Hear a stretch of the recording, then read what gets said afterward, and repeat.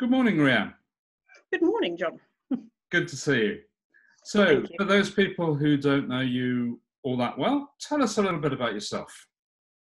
Okay, I'm live in Ulcombe. I moved here about 6 years ago, and I've become the church warden. Two years ago now.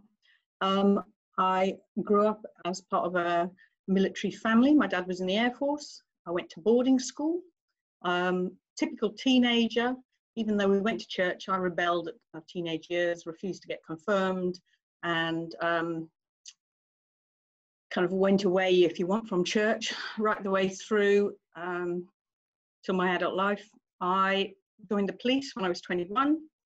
I spent 31 years in the police doing a variety of jobs, seeing lots of things most people wouldn't want to see. I moved to Bolton-on-Chelsea in 1994, the beginning of 1994. And I suppose at that time I was searching for things in my life. I was doing counselling courses as well as being a police officer and doing kind of mediation and stuff like that at work. And I went in on the 2nd of October to a local pub to have a drink because my partner at the time was on late shift. And somebody came up to me and we had a conversation, and his opening words were, "I've got to talk to you." And I went, "Oh gosh, I'm in big trouble here." But anyway, 2 hours later, I walked out of that pub a different person. I became a Christian. And it went from there. I kind of explored different churches and did different things, helped with youth clubs and went to bizarre churches and everything like that. So. Well, let's hope you're not at your most bizarre church of all so far. But that's really interesting. So, fantastic conversion experience. Now, I know that you live alone, albeit with about 1,000 dogs. And I just wondered how you'd found the experience of lockdown during this coronavirus epidemic. Okay, well, I actually quite like it. I like the quietness. I like the lack of traffic, the lack of hassle. It's actually been quite a good opportunity to catch up with all my jobs, DIY around the house. I spent a lot of time in the garden, had lovely dog walks. The bad bit is obviously not being able to meet up with friends, not having that interaction with friends, obviously not going up to the church and missing that has been a big issue.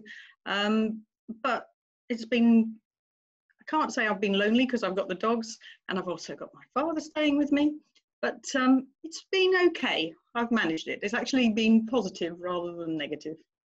Okay, that's really interesting to hear.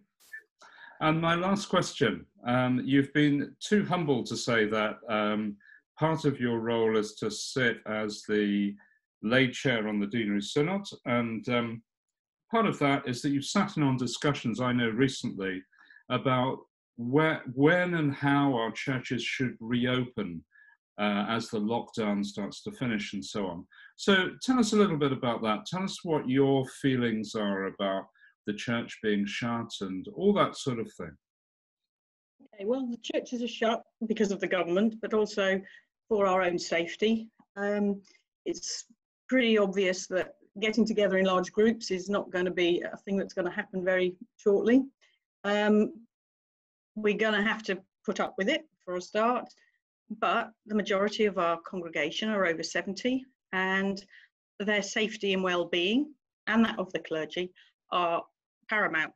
We cannot afford to, put people at risk. I would hate to think that we would kind of, let's bend the rule and let people in there just for a quick whatever, and then they caught something.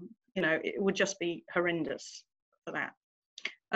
But the best thing, I think, from being accessing kind of what's going on around, in fact, the whole kind of part of this part of the county, is the tremendous new ways that people are working and the benefits it's having within the communities.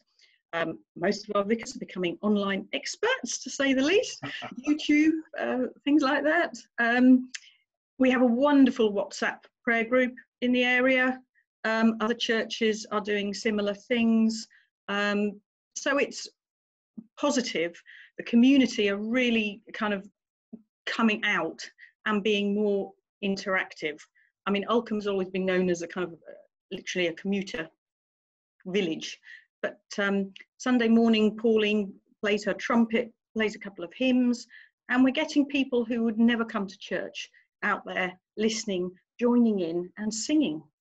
I only hope that we learn from this and that actually we carry on doing different things, that it's not just church building, that we're out in the community, and that it would be really positive, that we kind of maintain that connection with the community that has grown as a result of this epidemic. Fabulous. Thank you so much for sharing, Rianne. That was really, really interesting. And I hope that when all of this is over, that that people will invite you out to the pub and find out what happened in that interesting conversation. Okay, really good to talk to you. Okay, all right then.